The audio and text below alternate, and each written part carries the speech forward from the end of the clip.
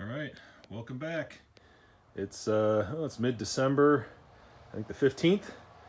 Anyhow, just wanted to give a little update. There's the old engine, there's all the parts, and there's the new one. Ha! Just came today. All right, I got some unpacking to do. I don't know if I'll get around to working on the thing today, but anyway, parts are here. All right, so just wanted to bust out this kit. I'm going to show you what it all came with. This is a complete in-frame kit for a DT466. I was going to kind of piece my kit together because all of my sleeves, 4 of them looked absolutely perfect. Didn't have a scratch on them. They still mic'd within brand new tolerance. Still could see crosshatch. They're absolutely perfect. So I was just going to piece together, get just a couple of sleeves and a couple of pistons. Well, all the pistons needed replaced, but anyway, I was trying to put my whole kit together myself, and that came to within like $50 of just the straight up rebuild kit. So I just ordered the rebuild kit because hopefully I got the right ones. Anyway, I just want to go through what it came with. It has 6 piston kits, and a piston kit has a new sleeve, a new piston, a wrist pin, those little circlips, and these are the O-rings that go on the bottom of the sleeve to seal the water in. So there's 6 of those. It has new connecting rod bearings. When you order these, you have to determine, you have to tell them, is it standard? That's what that STD is. And you can read that size on your old bearings. That tells you is it standard, is it 10 over, 15 over, whatever it is. Mine were still standard and still mic'd within tolerance, so I just ordered the standard set. Same thing with connecting rod bearings and the end bearings. And it also has the gasket for the, this is for the oil pump pickup. It has the upper engine gasket set, which I haven't opened this yet, but I'm assuming it has looks like it has a cylinder head gasket in it and all the little other gizzies in there, and also the oil pan gasket. Anyhow, brand new engine rebuild kit. Oh, you also get this little warning. It said newly rebuilt engines must run at a minimum temperature of 180 degrees Fahrenheit and 75% of load for the first 3 to 4 hours. Engine idle time must be kept at a minimum during this time. So a little instruction there to tell you how to break it in. Anyway, this is what it comes with. What's next is I'm going to seat the sleeves, and to check protrusion, how much higher this surface is than the deck of the engine block. I don't know what that spec is off the top of my head, but that's what we're going to measure next. Stay tuned. Hi there, welcome back. We have our new cylinder sleeves in. They're in there without O-rings because I kind of thought I'd be pulling them back out, but what we're doing right now is checking what's known as the cylinder sleeve protrusion.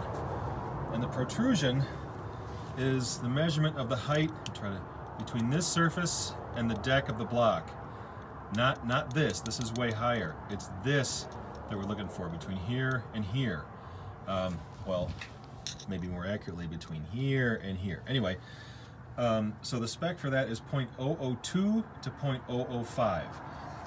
Now, you're supposed to torque these down in 3 or 4 different places with a steel bar, and you're supposed to torque these hold down bolts to, I can't remember what the number is, but I think it's about 120 foot-pounds or so. Anyhow, I don't have quite the exact right equipment here. I just got a couple washers. I figured that'd be good enough. We'll see how it goes. Anyway, let me put my tool down here. So this is my test rig, a little magnetic base and a gooseneck. This is pretty flexible. It's not the most accurate method of measurement, but we'll see what we can get out of it. So bear with me a second. So right now it's on the lip right there, and we're looking at what looks like, let me see if I can get it right on a number, 40. Okay, we're at 40 thousandths right now, and all I'm going to do is twist the base over here and see what we get here. Okay, we're off on the deck now, and we're at about 34 thousandths. So we're sitting at about 6 thousandths. Let's see if I can do it again. I'm up on the lip. Well, I'm at, I think we're looking at flex in my system here. It's still showing consistently. It's either 5 or 6 thousandths. It's really hard to tell. It's hard to get consistent. That looks like 5 thousandths. I'm just toggling between. There's the deck, and there's the lip on the sleeve. So we're looking at about 5 thousandths. So that's right. We're right at the top of where we should be. I'm going to go ahead and measure the rest of these. I'm not going to film that because it's boring. And then I'm going to pull these sleeves out, put the O-rings in, put the sleeves back in, and then fill up the block with water. Stay tuned. All right, so I got my sleeves back out. They all measured about 1/2 thousandth too high. The spec on the protrusion was 0.002 to 0.005, and these were all showing 0.0055, like exactly the same. So technically it's a little high. By my measurement it's a little high, but I mean that could have been my measuring method, it could have been my clamping method. Either way, since the error was identical across the board, I'm going to call it good. So we're going to move on to pistons and rings and end gaps, and I discovered something with this kit. I'm trying to get my fingers around, there we go. This kit, can you see it? Well, come on fingers. 4 rings. 4 rings. This is the original. The original piston had 1, 2, 3 rings. This kit has 1, 2, 3, 4 rings, 3 compression and an oil ring. So my confusion is that the way I understood this engine, the second ring, the end gap was about twice as much as the top. In other words, the top should have been about 30, the next one should be about 70, 60, 70, somewhere in that area. I don't remember what the exact numbers were. But in any case, the second ring down, the gap was twice as big.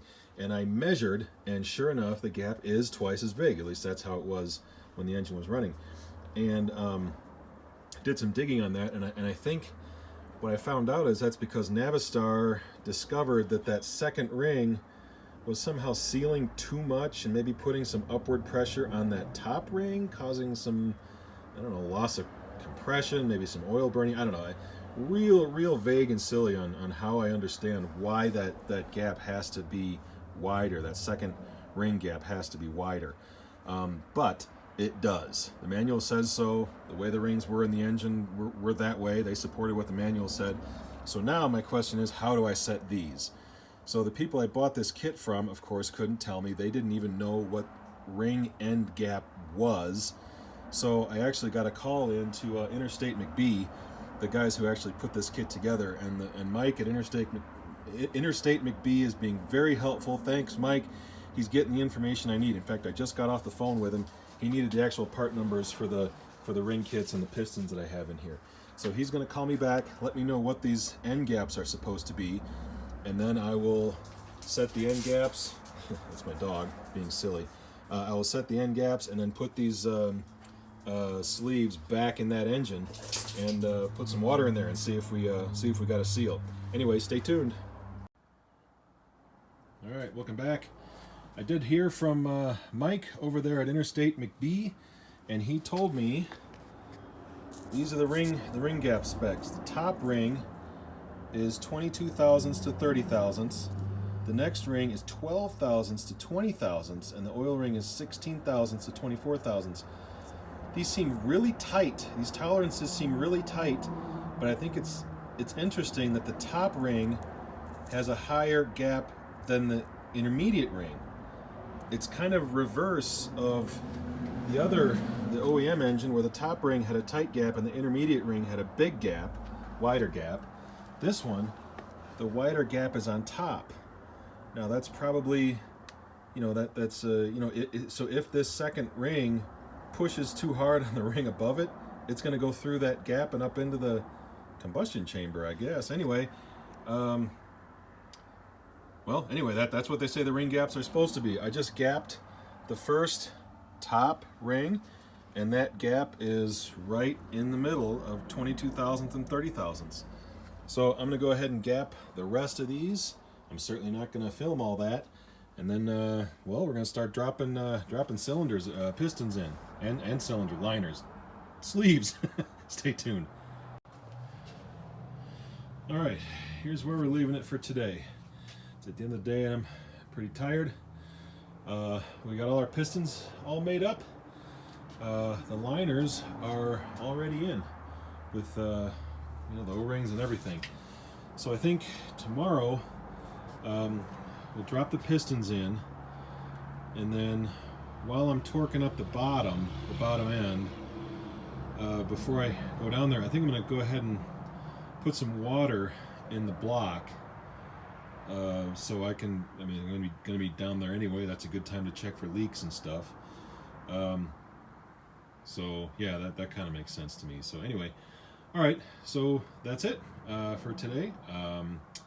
I will come back another day, hopefully tomorrow, and make some more progress. Thanks for watching.